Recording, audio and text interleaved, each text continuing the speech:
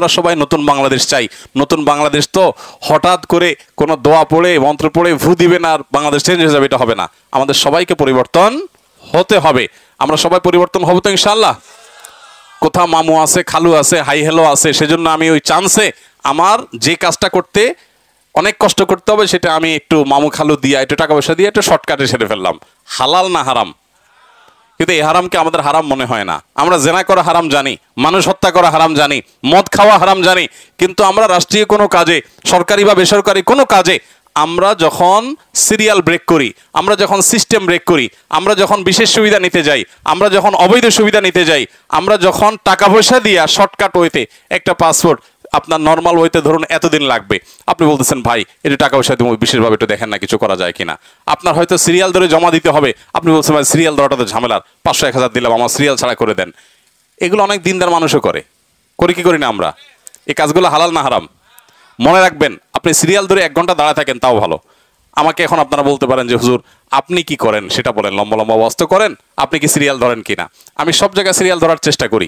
এয়ারপোর্টে ঢোকার সময় যখন সিরিয়াল ধরি, কিছু লোকজন চলে আসেন নিরাপত্তা রক্ষীরা, ওনারা বলছেন যে ভাই আপনি সিরিয়াল ছাড়া যাবেন। আমি বললাম কেন সিরিয়াল ছাড়া যাবো ভাই? আমি কয়েকবার জিজ্ঞেস করছি, তো বললো যে আপনার নিরাপত্তার জন্য আপনি শুধু না, এই টাইপের আমাদের দায়িত্ব একটা ফোর্স আছে আমাদের খেয়াল করি আমরা কারা কারা আছেন যাদের বাইরে বেশি সময় দাঁড়ায় থাকলে পাবলিকের মধ্যে কোনো সমস্যা হতে পারে, ঝামেলা হতে পারে, নিরাপত্তা না হোক, উটকো যে হ্যাসেল হবে, ভিড় হবে, আমাদের অসুবিধা তৈরি হবে, এই মানুষগুলোকে আলাদা ঢুকায় ফেলা এটা আমাদের প্রয়োজনে আমরা করি, আপনার প্রয়োজনে না। আমি তাহলে ঠিক আছে, তখন আমি চলে যাই, কিন্তু চেষ্টা করি পারতপক্ষে এই জাতীয় মানে সুবিধাগুলো যেন না নেওয়া লাগে। তারপরও দিন শেষে আমিও তো আপনাদেরই একজন, আমি তো ফেরেশতা না।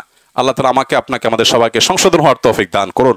নতুন বাংলাদেশ গড়বার জন্য আমাদেরকে নতুন করে ভাবতে হবে, নিজেদেরকে পরিবর্তন করতে হবে। তবে ইন্টারেস্টিং বিষয় হলো আমরা যারা মুসলমান, এখানে অনেক হিন্দু ভাইরা আছেন, তাদের কথা আমরা বাদ রেখে আমাদের কথা আমরা বলছি যে মুসলমান যারা আমরা নিজেদেরকে দাবি করছি, আলহামদুলিল্লাহ আমাদেরকে নতুন বাংলাদেশ গড়ার জন্য নতুন করে না ভাবলেও চলবে, পুরান করে ভাবলেই হবে, অর্থাৎ কোরআন হাদিসেরটাতে গেলেই হবে।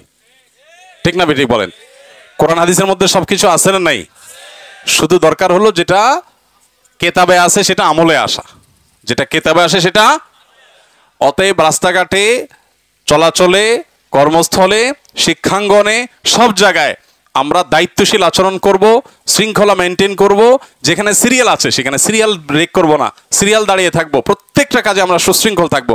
এই যে এখানে আপনারা ত্রাণের কাজ করতে আসছেন, মনে করেন আমি কোনো মিডিয়া আসছে তাদের সাথে কথা বলতেছি, অথবা আমাদের কোনো ভাইকে কোনো গাইড দিচ্ছি, এখন আপনারা যে কাজটা ফেলে এসে আমার সাথে ভিড় করেন, তাহলে এটা কি শৃঙ্খলা হবে না বিশৃঙ্খল হবে?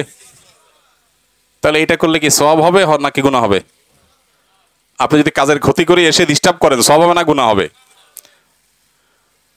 ওয়াজের জায়গায় নারায়ে তাকবীর, সুবহানাল্লাহ, আলহামদুলিল্লাহ, ঠিক, ইনশাআল্লাহ, এগুলো বলার লোকের অভাব নাই, কিন্তু বাস্তব ফিল্ডে লোকের বড়। আচ্ছা, এখন আপনারা কতটা আমল করছেন ইনশাআল্লাহ জুমার পর থেকে আজকে বিকেল সন্ধ্যা পর্যন্ত এখানে দেখা যাবে কি অবস্থা হয়। আল্লাহ তাআলা আমাদের সবাইকে আমলের তৌফিক দান করুক। সিরিয়াসলি বলছি, আসলে আমরা সংশোধন হয়ে যাই। আপনি মুসাফা করতে চান আমার সাথে, বা কোনো মেহমান আসছেন তার সাথে দেখা করতে চান, মনে রাখবেন আপনি আপনার কাজে থাকেন, সুযোগ আপনি নিয়েন, সমস্যা নেই, কিন্তু কাজ ফেলে দিয়ে বা ডিস্টার্ব করে যদি আপনি করতে যান, তাহলে আপনার এই আবেগ, এটার নাম দিন না।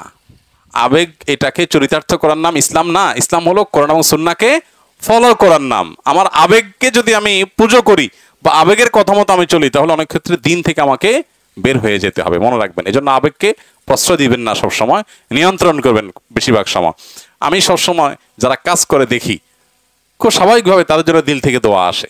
আল্লাহ এদের জীবনে এক একজনকে এক একটা সুন্নাহ ফাউন্ডেশন বানানোর তৌফিক দিও।